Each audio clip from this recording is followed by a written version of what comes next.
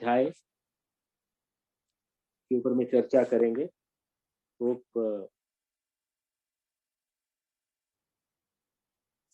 will be appreciated with every one of you। तो आइए पढ़ते हैं भगवान श्री कृष्ण की दिनचर्या। आज की कथा का शीर्षक है भगवान श्री कृष्ण की दिनचर्या। तो वैदिक मंत्रों से ज्ञात होता है कि भगवान के पास करने के लिए कुछ भी नहीं। न तस्य कार्यम करणम च विद्यते। यदि भगवान के पास करने के लिए कुछ भी नहीं है, तब हम उनके कार्यकलापों के विषय में चर्चा ही कैसे कर सकते हैं? तो देखिए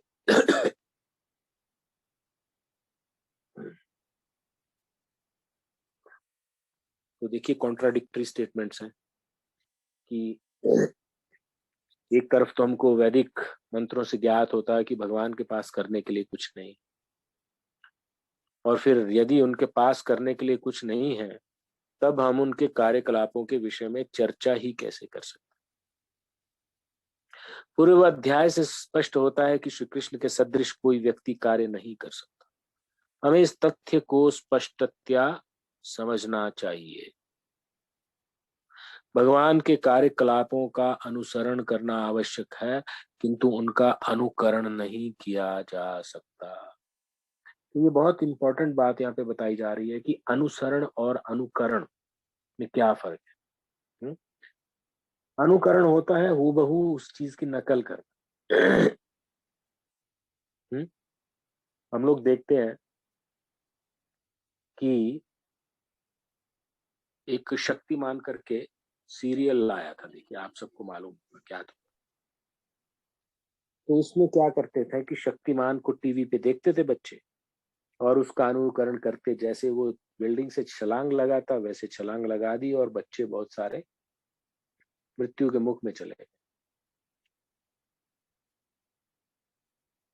तो नासमझी के कारण उस चीज का अनुकरण करने गए, नहीं समझने के कारण कि वो शक्तिमान तो भाई वो वहां पे टीवी के अंदर में आता है, तो उस चीज को समझ नहीं पाए।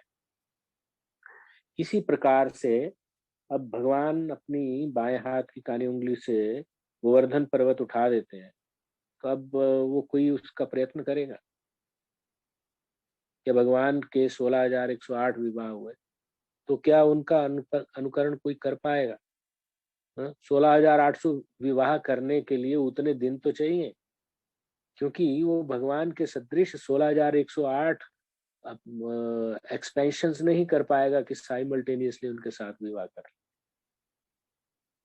उसको करने के लिए उतने दिन चाहिए। 16,800 दिन को मल्टीप्लाई डिवाइड कर दीजिए 750 से, तो आपको पता चल जाएगा कि उसमें कितने साल लग जाएंगे उसको शादी करते ही।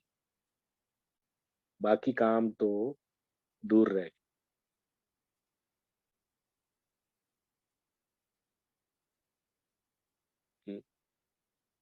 44 वर्ष लग जाते। 16,108 रानियां हैं तो 365 से नहीं, उसको 16,108 को 365 से डिवाइड करें तो 44 वर्ष। तो 44 वर्ष तो किसी को नॉर्मल व्यक्ति को शादी करने में लग जाए, क्या करने में लग जाए 16,108 रानी है। तो लोग उन पे फब्ती कसते हैं, लेकिन ये नहीं समझ पाते कि भाई यानी ये अचिंत्य कार्य है भगवान का, अचिंत्य शक्ति द्वारा किए गए। भगवान 16,108 में एक्सपेंशन करते हैं। तो इसीलिए यहाँ क्या बताया जा रहा है कि भगवान के कार्य, हमको इस तथ्य को स्पष्टतया समझना चाहिए कि भगवान के कार्यों का अनुसरण करना आवश्यक है, तो अनुकरण नहीं किया जा सकता।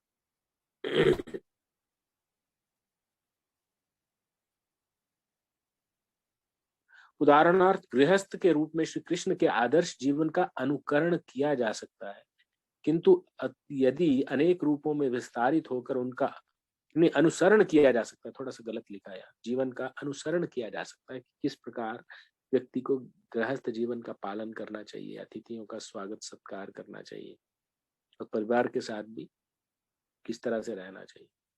लेकिन कोई अनेक रूपों में विस्तारित होकर उनका अनुकरण करना चाहे तो ये संभव नहीं है। अतः हमें ये सदैव स्मरण रहे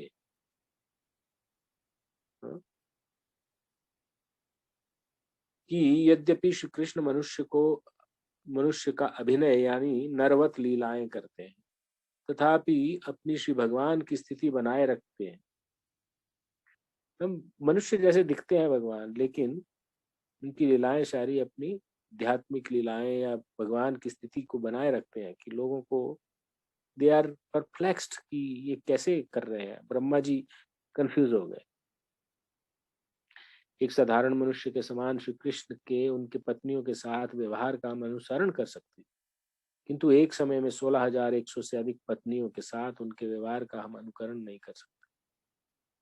और निष्कर्षतः जिस प्रकार उन्होंने अपनी दिनचर्या का प्रदर्शन किया, आदर्श गृहस्थ बनने हेतु हमें भगवान श्री कृष्ण के पद चिन्हों का अनुसरण करना चाहिए, परंतु जीवन की किसी भी अवस्था में हम उनका अनुकरण नहीं कर सकते। अनुकरण का अर्थ होता है हूबहू उनकी नकल कर, नहीं कर पाएंगे।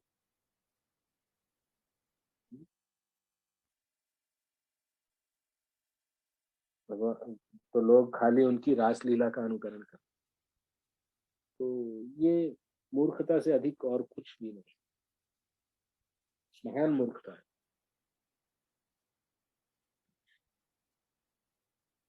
भगवान श्री कृष्ण अपनी 16,000 पत्नियों के साथ विश्राम करते थे, किंतु प्रातः काल सूर्योदय से 3 घंटे पूर्व उठ जाते थे, है ना। तो मतलब सूर्योदय से 3 घंटे पूर्व उठ जाते। प्रकृति की व्यवस्था के अनुसार मुर्गे का बोलना ब्रह्म मुहूर्त के समय की सूचना देता है और घड़ियों की कोई आवश्यकता नहीं। जैसे ही मुर्गा प्रातःकाल बोलता है, हमें समझ लेना चाहिए कि अब उठने का समय हो चुका है। और उस ध्वनि को सुनकर श्री कृष्ण शैया से उठ जाते थे, परंतु उनका प्रातः उठना उनकी पत्नियों को रुचिकर नहीं था। श्री कृष्ण की पत्नियां उनमें इतनी आसक्त थी कि शैया में वे श्री कृष्ण का आलिंगन किए रहती, परंतु जैसे ही मुर्गे बोलते तो श्री कृष्ण की पत्नियां उदास हो जाती और मुर्गे की ध्वनि की निंदा करने लगती। और प्रत्येक राजमहल के उद्यान में परिजात पुष्प लगे हुए थे। परिजात कोई कृत्रिम पुष्प नहीं। स्मरण रहे कि श्री कृष्ण ने परिजात वृक्षों को स्वर्ग से लाकर सभी महलों के उद्यानों में लगाया और प्रातःकालीन मंद वायु परिजात पुष्प की सुगंध को प्रसारित करती तथा श्री कृष्ण निद्रा से उठने के पश्चात उसकी सुगंध का रसास्वादन करते। इस सुगंध के कारण मधुमक्खियां भिनभिनाना आरंभ करती और पक्षी भी मधुर कलरव आरंभ कर देते। आप देखिए आजकल जितने भी बच्चे हैं कितने लेट उठते हैं।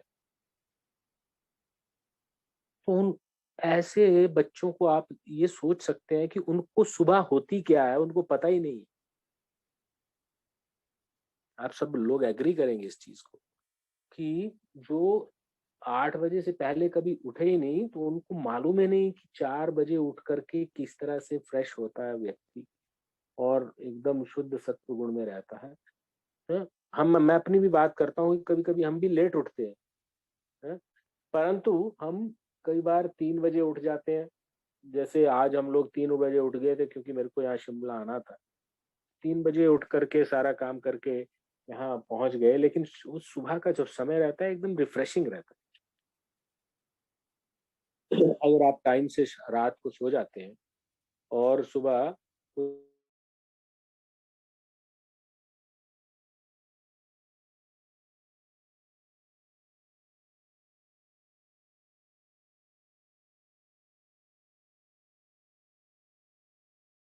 अच्छे, और सुबह उठ करके किस तरह से सैर के लिए जाइए तो कितना फ्रेशनेस फील होती है ना। तो संपूर्ण रूप से उस ध्वनि को सुनकर ऐसा प्रतीत होता कि वंदी जन एकत्र होकर भगवान श्री कृष्ण की स्तुति करने में संलग्न है।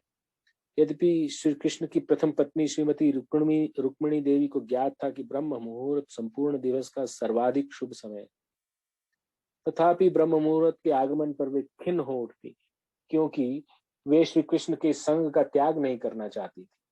श्रीमती रुक्मिणी देवी की खिन्नता के पश्चात भी ब्रह्म मुहूर्त का आगमन होते ही भगवान श्री कृष्ण उठ जाते। आदर्श गृहस्थ को भगवान कृष्ण के इस आचरण से शिक्षा लेनी चाहिए कि किस प्रकार उसे प्रातः काल उठना चाहिए, चाहे वह कितनी ही सुविधाजनक स्थिति में क्यों ना लेटा हो। देखिए, पहली शिक्षा यह, विश्राम करके उठने के पश्चात श्री कृष्ण अपने मुख, भुजाओं तथा चरणों को धोते एवं तत्काल बैठकर स्वयं का ध्यान करने लगते। इसका अर्थ ये नहीं है कि हमें भी बैठकर स्वयं पर ही ध्यान करना चाहिए।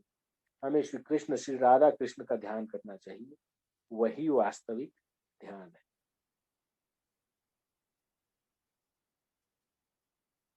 श्री कृष्ण स्वयं श्री कृष्ण है, अतएव वे हमें शिक्षा दे रहे थे कि ब्रह्म मुहूर्त का उपयोग श्री राधा कृष्ण का ध्यान करने के लिए करना चाहिए। ऐसा करने से भगवान कृष्ण अत्यंत संतोष का अनुभव करते, और उसी प्रकार यदि हम ब्रह्म मुहूर्त का उपयोग श्री राधा तथा कृष्ण पर ध्यान करने के लिए करेंगे तो हमें भी दिव्य आनंद का अनुभव होगा और हम संतुष्ट हो जाएंगे। और प्रातः काल हम ये भी चिंतन करें कि किस प्रकार श्रीमती रुक्मिणी तथा श्री कृष्ण ने आदर्श गृहस्थ के रूप में संपूर्ण मानव समाज को ये शिक्षा दी है कि हमें ब्रह्म मुहूर्त में उठकर तत्काल श्री कृष्ण भावनामृत में संलग्न हो जाना चाहिए। श्री राधा कृष्ण के शाश्वत रूपों पर ध्यान करने तथा हरे कृष्ण महामंत्र का कीर्तन करने में कोई अंतर नहीं। जहां तक श्री कृष्ण के द्वारा ध्यान करने का प्रश्न है, तो उनके पास स्वयं पर ध्यान करने के अतिरिक्त कोई विकल्प नहीं था। ध्यान का विषय ब्रह्म, परमात्मा अथवा श्री भगवान होते हैं, परंतु श्री कृष्ण स्वयं तीनों हैं। वे श्री भगवान हैं, अंतर्यामी परमात्मा श्री कृष्ण का एक स्वांश है तथा सर्वव्यापक ब्रह्म ज्योति उनके दिव्य शरीर की अंग कांति है। अतः श्री कृष्ण सदैव एक हैं एवं उनके लिए कोई अंतर नहीं। सामान्य जीव तथा भगवान श्री कृष्ण में यही भेद है।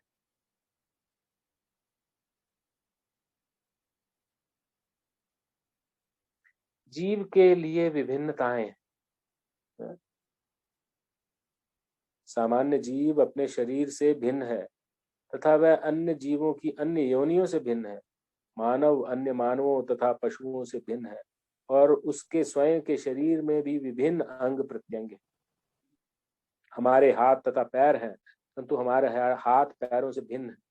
पैरों की भांति हाथ कार्य नहीं कर सकते और न ही हाथ की भांति पैर कार्य कर सकते हैं, और नेत्र के समान कान नहीं देख सकते हैं और न ही कान की भांति नेत्र सुन सकते हैं। इन सभी भिन्नताओं को तकनीकी दृष्टि से स्वजातीय विजातीय कहा गया। स्वजातीय मतलब एक ही जाति, और विजातीय मतलब अलग अलग जाति। यह शारीरिक सीमा जिससे शरीर का एक भाग दूसरे भाग की भांति कार्य नहीं कर सकता, श्री भगवान में पूर्णतया अनुपस्थित है। ब्रह्म संहिता में हम तो पता चलता है, अंगानी यस्य सकलेंद्रिय वृत्तिमांति, इनका प्रत्येक अंग प्रत्येक दूसरे के अंग का कार्य कर सकता है। हमारे नाक जो है ना, खा नहीं सकते, खाना में मुंह से पड़ता है या जीवा से स्वाद लेते हैं हम, लेकिन भगवान आंखों से खा जाते और आस्वादन कर लेते हैं किसी भी चीज।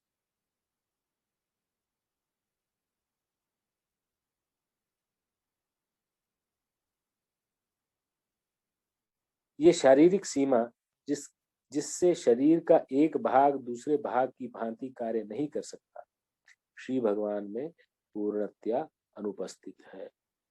उनके शरीर में तथा उनमें कोई भी अंतर नहीं।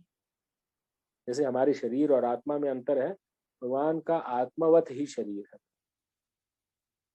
पूरा शरीर ही आत्मा परमात्मा है।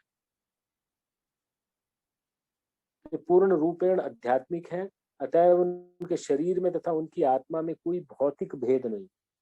हमारी आत्मा में और हमारे शरीर में भौतिक भेद है। शरीर पंच तत्व का बना है और आत्मा जो है सच्चिदानंद विग्रह है। फर्क है।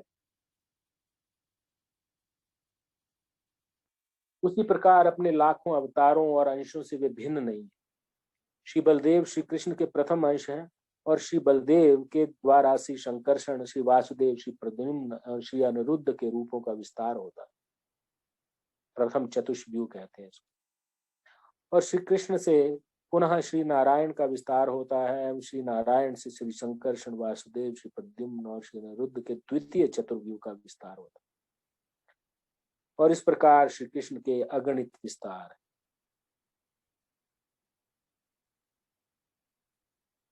परंतु वे सभी क्या है? एक हैं। श्री कृष्ण के अनेक अवतार हैं, जैसे कि नृसिंह, सिंहदेव, वराह, मत्स्य एवं कच्छप अवतार, कछुआ। परंतु श्री कृष्ण के नराकार, द्विभुजी आदि स्वरूप में तथा इन विशाल पशुओं के रूप में या अवतारों में कोई भेद नहीं, और न ही उनके शरीर के विभिन्न अंगों के कार्यों में कोई भेद। उनके कर कमल चरणों के समान कार्य कर सकते हैं, उनके नेत्र कर्ण के समान कार्य कर सकते हैं, अथवा उनकी नासिका शरीर के किसी अन्य अंग की भांति कार्य कर सकते हैं। और श्री भगवान श्री कृष्ण के द्वारा सुगंधों को ग्रहण करना, भोजन एवं श्रवण करना एक ही है। भगवान सुगंध को ग्रहण करते हैं, मतलब सूंघते हैं, या भोजन करते हैं, या श्रवण करते हैं, तो सारी एक्टिविटी एब्सोल्यूट प्लेटफॉर्म पे एक ही है। हमारे लिए सुनना अलग है, खाना अलग है, जिस तरह भगवान के लिए वो एक्टिविटी सारी एक ही। हम जीव सीमित है, अतएव शरीर के विशेष अंग का उपयोग विशेष उद्देश्य के लिए ही किया जा सकता है। परंतु श्री कृष्ण के लिए इस प्रकार का कोई भेद नहीं। वही चीज बता रहे, ब्रह्म संहिता में कहा गया है, अंगानि यस्य सकलेंद्रिय वृत्तिमान। वे अपने शरीर के एक अंग के कार्य को किसी भी अंग के द्वारा संपादित कर सकते हैं।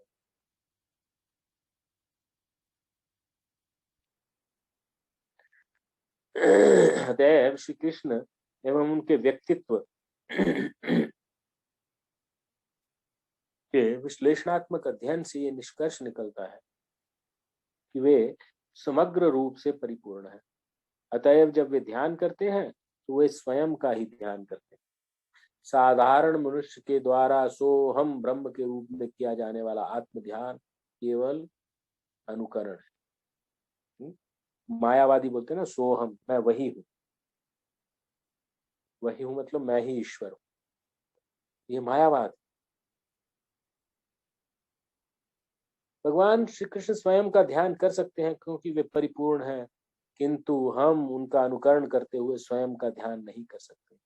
हमारा शरीर एक उपाधि है, श्री कृष्ण का शरीर उपाधि नहीं है। श्री कृष्ण का शरीर भी श्री कृष्ण ही है। श्री कृष्ण में किसी विजातीय वस्तु का अस्तित्व नहीं, सारी वस्तुएं सजाती है। श्री कृष्ण में जो कुछ है वह श्री कृष्ण ही है, अतः वे परम अविनाशी पूर्ण अस्तित्व अर्थात परम सत्य है। भगवान श्री कृष्ण का अस्तित्व सापेक्ष नहीं है। सापेक्ष मतलब comparable with another entity, comparable नहीं है। भगवान श्री कृष्ण के अतिरिक्त प्रत्येक वस्तु सापेक्ष सत्य है, परंतु श्री कृष्ण परम सत्य है। अपने अस्तित्व के लिए श्री कृष्ण केवल स्वयं पर निर्भर करते हैं, किंतु हमारा अस्तित्व सापेक्ष है। उदाहरणार्थ, सूर्य, चंद्रमा अथवा विद्युत के प्रकाश होने पर ही हम देखने में समर्थ होते हैं, अतः हमारी दृष्टि सापेक्ष है। यदि सूर्य चमकेगा तो हम देख पाएंगे, एवं सूर्य, चंद्रमा और विद्युत के प्रकाश भी सापेक्ष। उन्हें प्रकाशित केवल इसीलिए कहा जाता है क्योंकि हम उन्हें ऐसा ही देखते हैं। निर्भरता तथा सापेक्षता का अस्तित्व श्री कृष्ण में नहीं है। भगवान ना तो डिपेंडेंट है, ना ही वो कंपेरेबल है किसी चीज के। वो यूनिक है, उसको किसी चीज से कंपैरिजन नहीं कर सकते, क्योंकि उनके समान, उनके सदृश, उनके बराबर या उनके समान कुछ है ही नहीं, तो कंपेयर कैसे करेंगे। इसलिए वो सापेक्षता का सिद्धांत जो है ना, भगवान के इसमें नहीं लागू। उनके कार्यकलाप किसी की प्रशंसा पर निर्भर नहीं करते और न ही वे किसी अन्य की सहायता पर निर्भर करते हैं। वे सीमित काल एवं देश के अस्तित्व से परे हैं। वे काल तथा देश से अतीत हैं। अतएव उनको सीमित कार्यकलापों वाली माया के भ्रम से ढका नहीं जा सकता। माया के कार्यकलाप जो है बहुत ही सीमित होते हैं।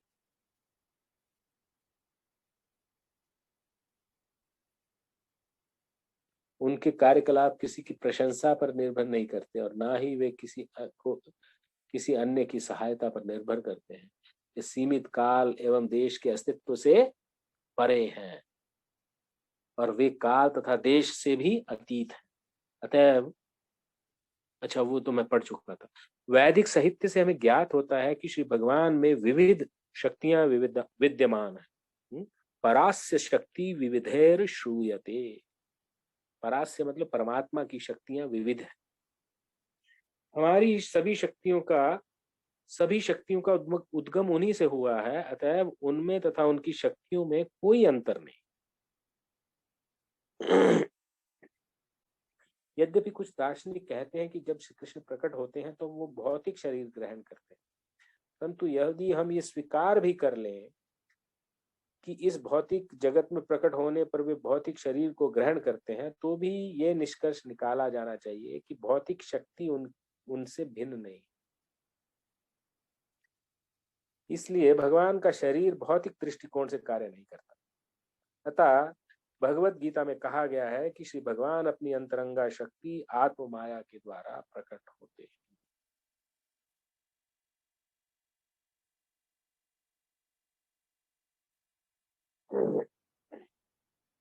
श्री कृष्ण को पर ब्रह्म कहा गया है, परम ब्रह्म कहा गया है, क्योंकि वे सृष्टि के कारण, पालन के कारण है तथा संहार के कारण। श्री ब्रह्मा जी, श्री विष्णु जी और श्री शिव जी इन भौतिक गुणों के विभिन्न विस्तार है। ये सभी भौतिक गुण बद्ध जीवात्माओं पर कार्य कर सकते हैं, परंतु इससे श्री कृष्ण पर कोई क्रिया अथवा प्रतिक्रिया नहीं होती, क्योंकि ये गुण एक ही समय में उनसे एक रूप तथा भिन्न है।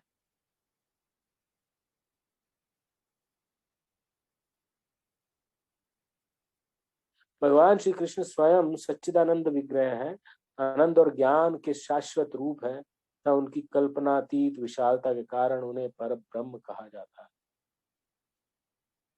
और उनका ब्रह्म परमात्मा अथवा श्री भगवान पर ध्यान केवल स्वयं पर है, उनसे अतिरिक्त अन्य किसी पर नहीं। और इस ध्यान का अनुकरण साधारण के जीव के द्वारा नहीं किया जा सकता। तो यही बात यहाँ पे बतलाई जा रही। भगवान स्वयं पे ध्यान कर सकते हैं क्योंकि वो भगवान है। मत्ता परतरम नान्यत किंचित अस्ति धनंजय। मेरे से परे परतरम नान्यत, न अन्य, कोई अन्य है ही नहीं। तो वो किस पे ध्यान करेंगे? इसलिए वो स्वयं पे ध्यान करते हैं तो वो कर सकते हैं, किंतु हम बद्ध जीव ऐसा नहीं कर सकते। हम स्वयं पे ध्यान नहीं कर सकते, हमको भगवान पर ही ध्यान करना होगा। तो इसी मायावादी फिलॉसफी से हमें बच कर रहना होगा। ध्यान के पश्चात श्री भगवान प्रातःकाल नियमित रूप से स्वच्छ शुद्ध जल में स्नान करते। तत्पश्चात वे स्वच्छ वस्त्र धारण करते, स्वयं को चादर से ढकते और फिर वैदिक धार्मिक कार्यों में स्वयं को संलग्न करते।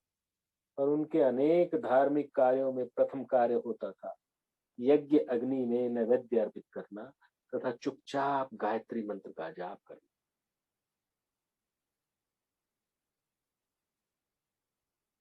आदर्श गृहस्थ के रूप में श्री कृष्ण ने गृहस्थ के सभी धार्मिक कार्यों का यथारूप में पालन किया। जब सूर्योदय दृष्टिगोचर होता तब श्री भगवान सूर्यदेव की विशेष प्रार्थनाएं अर्पित करते। वैदिक साहित्य में कथित सूर्यदेव तथा अन्य देवताओं का भगवान श्री कृष्ण के शरीर के विभिन्न अंगों के रूप में वर्णन किया गया। और गृहस्थ का कर्तव्य है कि वह देवताओं और महर्षियों तथा पूर्वजों के प्रति सम्मान रखे। जैसा कि भगवत गीता में कहा गया है, इस विश्व में पालन करने के हेतु श्री भगवान के पास कोई विशेष कर्तव्य नहीं है, फिर भी इस प्राकृतिक जगत में आदर्श जीवन व्यतीत करने वाले साधारण व्यक्ति की भांति कार्य करते हैं और वैदिक कर्मकांडी नियमों के अनुरूप श्री भगवान देवताओं का सम्मान अर्पित करते हैं। वह नियम जिसके द्वारा देवताओं एवं पूर्वजों को पूजा जाता है उसे तर्पण कहते हैं और तर्पण का अर्थ है प्रसन्न कर। किसी व्यक्ति के पूर्वज को भले ही किसी अन्य ग्रह पर शरीर ग्रहण करना पड़े, परंतु इस तर्पण प्रणाली का पालन करने से वह अत्यंत प्रसन्न हो जाते हैं। इसलिए गृहस्थ का ये कर्तव्य है कि वह अपने परिवार के सदस्यों को सुखी रखे एवं इस तर्पण प्रणाली का पालन करने से वह अपने पूर्वजों को भी सुखी रख सकता है। और पूर्ण अनुकरणीय गृहस्थ होने के रूप में भगवान श्री कृष्ण इस तर्पण प्रणाली का पालन करते तथा अपने परिवार के ज्येष्ठ सदस्यों की सादर वंदना करते।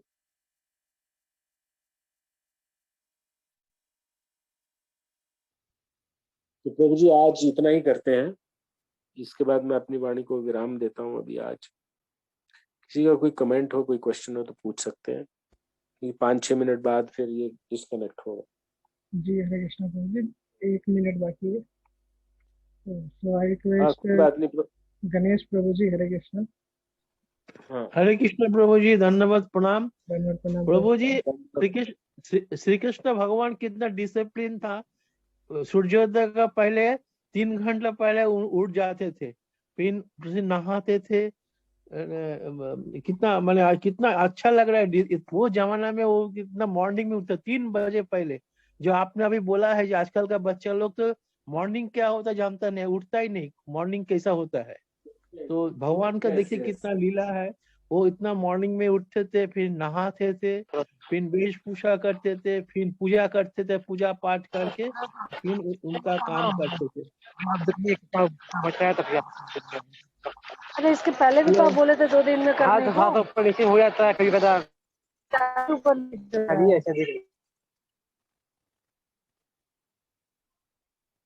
क्या हो रहा है? हेलो, हरे कृष्ण प्रभु। यस प्रभु जी, हरे कृष्णा। आप कंटिन्यू क्या कर। साउंड क्या ऐसा आ रहा है? वो अनम्यूट हो गया था प्रभु जी, एक डिवोटी का। अभी आप कंटिन्यू कर सकते हैं। हाँ, तो श्री कृष्ण भगवान की अभी बोल रहा है प्रभु जी कितना डिसिप्लिन थे।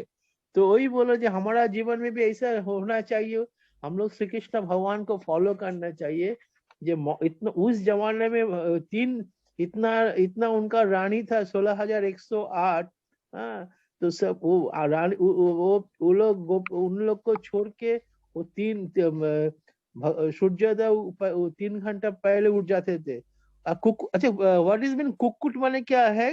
मुर्गी माने क्या बोलता है? कॉक, मुर्गा। अच्छा, कुक्कुट। हाँ, कुक्कुट होने का पहले श्री कृष्ण भगवान उठ जाते सज्जा, और उसने हमें पकड़कर बंदी बना लिया।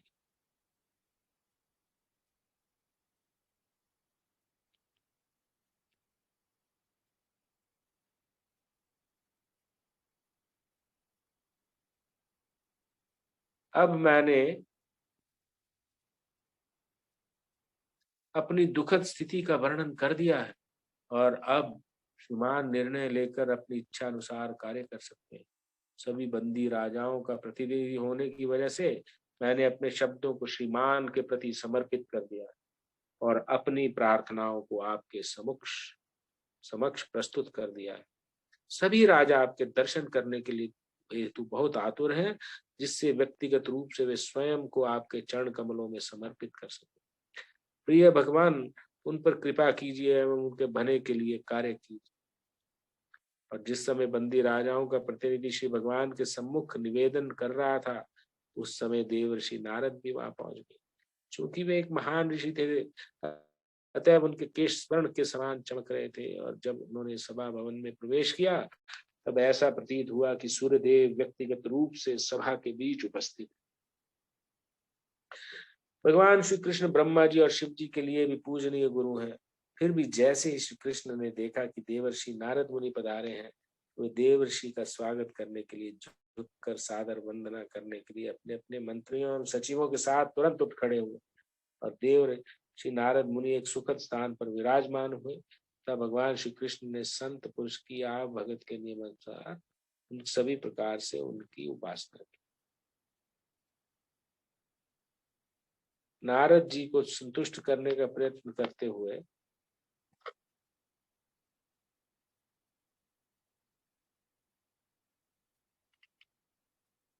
ठीक है प्रभु जी, यहीं तक पढ़ें, क्या करें? यहीं तक रहने देते हैं प्रभु आज के लिए। वचन कहे तो ये जो है ना 576 576वें पेज से कल शुरुआत करेंगे। ठीक है, तो अभी भगवान श्री कृष्ण और उसके हम आई थिंक 71st और 71st चैप्टर में है, 70th चैप्टर में है। इसका शीर्षक है भगवान श्री कृष्ण की दिनचर्या। हम पीछे पढ़ रहे थे कि जो जरासंध द्वारा बंदी बनाए गए जो राजा थे, है ना, और उनका एक प्रतिनिधि भगवान से निवेदन करने के लिए आए, उनको उनके चंगुल से छुड़ाने के लिए, है ना। तो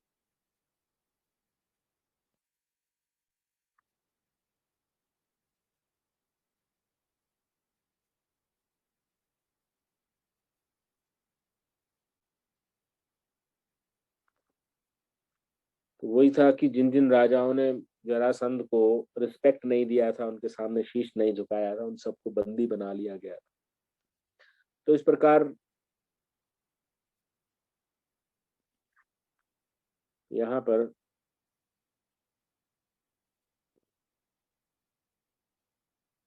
बताया जा रहा है कि जिस टाइम वो प्रतिनिधि भगवान से अपनी गुहार कर रहे थे, उस टाइम पे नारद जी भी वहां पे पहुंच गए और उन्होंने नारद जी का स्वागत सत्कार करते हुए फिर जो कहा है वो आज यहाँ पे हम पढ़ेंगे कि हे प्रिय देवर्षि, अब मैं सोचता हूँ कि तीनों लोकों में सब कुछ ठीक है और आप इस ब्रह्मांड के उच्च, मध्यम एवं निम्न लोकों में भ्रमण करने के लिए पूर्ण रूपेण सुयोग्य है।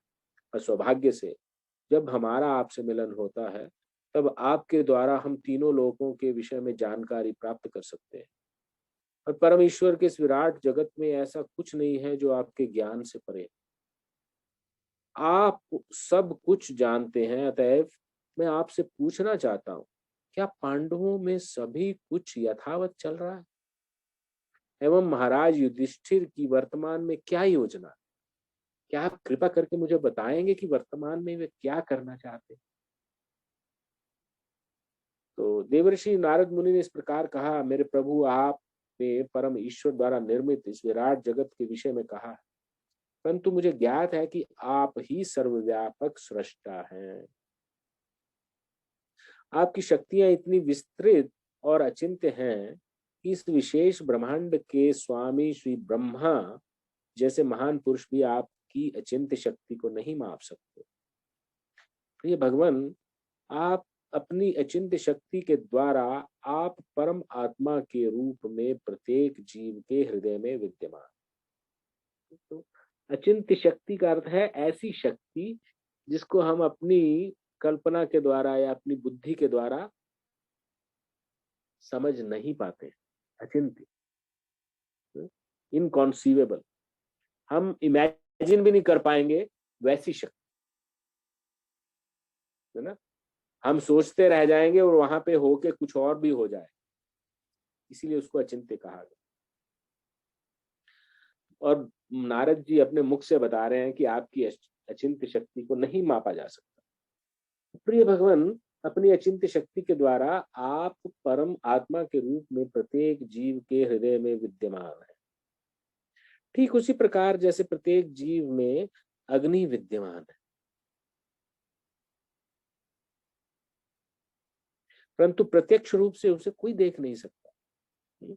जठराग्नि, जठरानल, दावानल और बड़वानल, ऐसे 3 प्रकार की अग्नि होती है ना। उसमें जठरानल भी होता है, जो पेट के अंदर जो अग्नि होती है, जो भोजन को पचाने में सहायता करती है। और दावानल क्या होती है? जो जंगल में आग लग जाती है उसको दावानल कहते हैं, और बड़वानल होती है जो समंदर के अंदर आग लगती है। उस तरह से 3 प्रकार की अग्नि बताई गई। आगे पढ़ते हैं।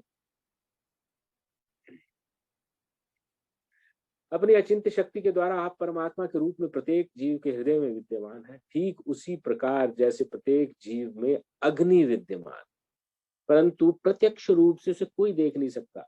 जो जठरानल है उसे कोई देख नहीं सकता, अग्नि वो विद्यमान रहती है। जैसे ही खाना आप खाएगा तो खाना खाने को पचाने के लिए वो अग्नि जो है ना विद्यमान रहती है।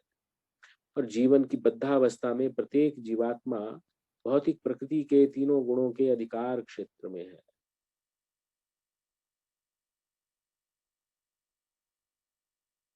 ना।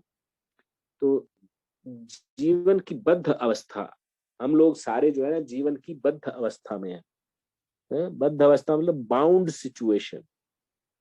आपने देखा होगा बॉन्डेड लेबर होती है, बॉन्डेड लेबर मतलब उनको रोटी पानी खाली दिया जाता है सुबह शाम, और बॉन्ड भरवा लिया जाता है बॉन्डेड लेबर में कि भाई तुम इतना साल इधर काम करोगे और साल के एंड में आपको 40,000 रुपया 30,000 रुपया आपके घर में दे दिया जाएगा, और साल भर तुमको यहाँ काम करना है और खाना पीना मिलेगा बस, और पूरा और कुछ सोचना नहीं है, काम करना है हमारे लिए, आप कहीं भाग नहीं सकते।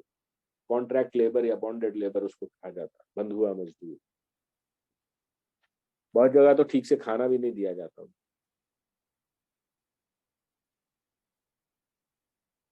ठीक है। तो जीवन की बद्ध अवस्था, हमारी अवस्था ऐसी है, हम बद्ध हैं, जीवन और मृत्यु के से बद्ध हैं, प्रकृति के गुणों से बद्ध हैं। भौतिक प्रकृति के तीनों गुणों के अधिकार क्षेत्र में आ जाता है। कोई भी व्यक्ति इस भौतिक जगत में प्रवेश करता है तो वो तीनों गुणों के अधीन हो जाता है। पर वो जीवात्मा की बात हो रही है, परमात्मा की। तथापि अपने भौतिक नेत्रों से वे हर जगह आपकी उपस्थिति को देखने में असमर्थ है।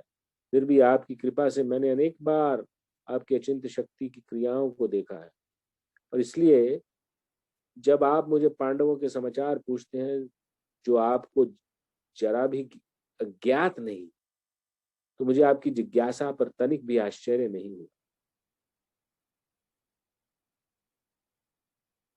तो भगवान को बोल रहा था कि आप मतलब एक तरह से कह रहे हैं कि भगवान आप सब जानने वाले हैं, तो आप क्यों मुझे हमें पूछ रहे हैं। मतलब कहने का उनका मतलब यह है कि आप तीनों लोगों का डाटा जानते हैं, तो ये तो बहुत छोटी सी बात है आपके लिए।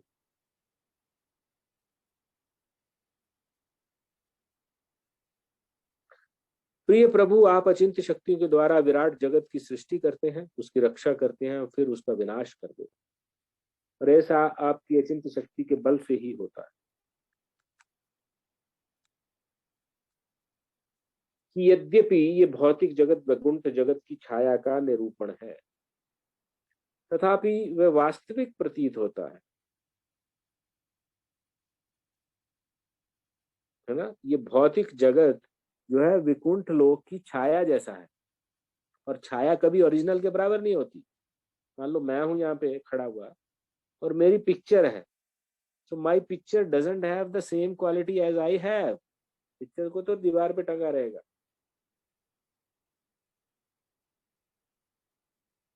है ना। तो इसी तरह से वैकुंठ जगत भी आपकी जो ये भौतिक जगत वैकुंठ जगत की छाया का वैकुंठ जगत का छाया निरूपण है। It's like a shadow, shadow is always unreal, temporary. वही चीज यहाँ पे बता रहा है, और उसी को हम वास्तविक मान बैठते हैं। तो कोई नहीं समझ पाता कि आप भविष्य में क्या करने वाले हैं। आपकी दिव्य इंद्रियातीत स्थिति सबके लिए सदैव अचिंत्य है। जहां तक मेरी बात है, मैं आपकी सादर वंदना अनेकानेक बार कर सकता हूँ। ज्ञान की शारीरिक धारणा में प्रत्येक व्यक्ति भौतिक इच्छाओं से प्रेरित होता है। ज्ञान की बहुत सारी धारणा होती है, एक शारीरिक रूप से धारणा, मैं ये शरीर हूँ। तो उससे क्या होता है, प्रत्येक व्यक्ति भौतिक इच्छाओं से प्रेरित होता है, तो वो प्रेरित होकर के अलग अलग कार्य करता है। अतएव प्रत्येक व्यक्ति जन्म और मृत्यु के चक्कर में एक के बाद एक नवीन भौतिक शरीर धारण करता रहता है, और अस्तित्व की ऐसी धारणा में लीन होकर व्यक्ति ये नहीं जानता कि भौतिक शरीर के इस बंधन से किस प्रकार छुटकारा पाया। अपनी अहेतु की कृपा से हे भगवान, आप अपनी विचित्र दिव्य लीलाओं का प्रदर्शन करने के लिए अवतरित होते हैं, जो प्रदीप्त एवं महिमा मंडित है। भगवान के अवतार का कारण बताया जा रहा है, क्यों भगवान अवतार लेते हैं। आप अपनी विभिन्न दिव्य लीलाओं का प्रदर्शन करने के लिए अवतरित होते हैं।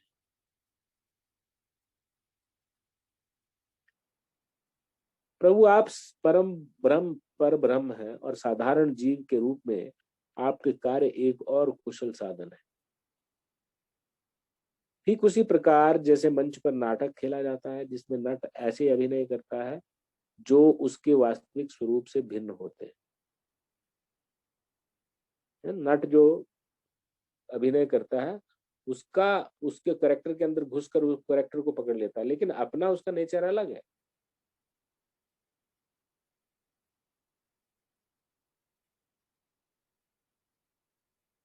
ठीक है। आपने पांडवों का शुभचिंतक बनकर उनके विषय में जिज्ञासा की है, अतः मैं आपको उनके उद्देश्य के विषय में बताता हूँ। कृपया ध्यान से सुनिए। सर्वप्रथम आपको मालूम होना चाहिए कि महाराज युधिष्ठिर के पास वे सभी ऐश्वर्य हैं जो सर्वोच्च लोक ब्रह्मलोक में पाए जा सकते हैं। उनके पास किसी भी भौतिक ऐश्वर्य की कमी नहीं है, परंतु वे राजसूय यज्ञ का संपादन केवल इसलिए कर रहे हैं कि वे आपका संग प्राप्त करके आपको प्रसन्न कर सके। तो युधिष्ठिर देखो, बहुत क्लियरली लिखा गया है।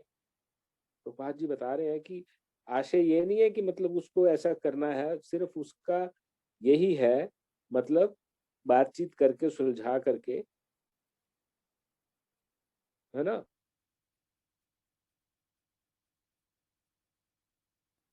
तो उनका उद्देश्य जो था वो राजसूय यज्ञ करने का, कि वो इसी बहाने कृष्ण को बुलाएंगे और 1-2 महीना उनके साथ रहेंगे, उनसे गाइडेंस लेंगे। यही उनका उद्देश्य था। मैं आपसे प्रार्थना करता हूं कि आप उनकी इच्छाओं को पूर्ण करें। प्रिय भगवान, महाराज युधिष्ठिर द्वारा आयोजित इस भव्य यज्ञ में देवता गण एवं विश्व के सभी सुप्रसिद्ध राजा महाराजा उपस्थित हों। प्रिय प्रभु, आप पर ब्रह्म श्री भगवान है, जो व्यक्ति श्रवण कीर्तन तथा स्मरण करने की निर्धारित अवधि से आपकी भक्ति में संलग्न होता है। जो व्यक्ति श्रवण कीर्तन तथा स्मरण करने की निर्धारित विधि से आपकी भक्ति में संलग्न होता है, वह व्यक्ति भौतिक प्रकृति के गुणों से के संदूषण से मुक्त हो जाता है। उन व्यक्तियों का क्या कहना जो आपको प्रत्यक्ष रूप से देखने का, स्पर्श करने का सुअवसर प्राप्त करते हैं। प्रिय भगवान, आप सभी शुभ विषयों के प्रतीक हैं। आपका दिव्य धाम तथा प्रसिद्ध उच्च मध्य तथा निम्न लोक सहित पूर्व संपूर्ण ब्रह्मांड में फैली हुई है, और वह दिव्य जल जो आपको चरण कमलों को धोता है, उच्च लोकों में मंदाकिनी, निम्न लोकों में भोगवती एवं इस पृथ्वी पर गंगा के नाम से जाना जाता है। ये पवित्र आध्यात्मिक जल संपूर्ण ब्रह्मांड में बहता है तथा जहां भी बहता है उस स्थान को पवित्र बना देता है। तो देव ऋषि नारद मुनि के द्वारा द्वारका के धर्म सभा में प्रवेश करने से पूर्व श्री भगवान एवं उनके मंत्री तथा सचिवगण इस विषय पर चर्चा कर रहे थे कि किस प्रकार जरासंध पे आक्रमण किया जाए, क्योंकि वे इस विषय पर गंभीरतापूर्वक चिंतन कर रहे थे। इसलिए नारद जी का ये प्रस्ताव कि वे हस्तिनापुर जाकर महाराज युधिष्ठिर के आज सूर्य यज्ञ में उपस्थित हों और उन्हें अधिक आकर्षक नहीं लगा। भगवान श्री कृष्ण अपने साथियों के अभिप्राय को समझ गए, क्योंकि वे ब्रह्मा जी के भी शासक हैं। अतः उन्हें संतुष्ट करने के लिए उन्होंने मुस्कुराकर उद्धव से कहा, प्रिय उद्धव, तुम मेरे सदैव शुभ चिंतक विश्वसनीय मित्र हो, अतः मैं तुम्हारे माध्यम से देखना चाहता हूँ, क्योंकि मुझे विश्वास है तुम्हारा परामर्श सदैव उपयुक्त होगा।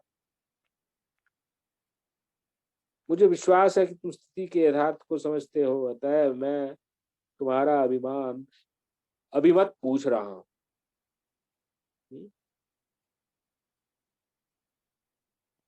मुझे क्या करना चाहिए, मुझे तुम में विश्वास है, तो जो तुम कहोगे मैं वही करूंगा। और ब्रैकेट क्लोज।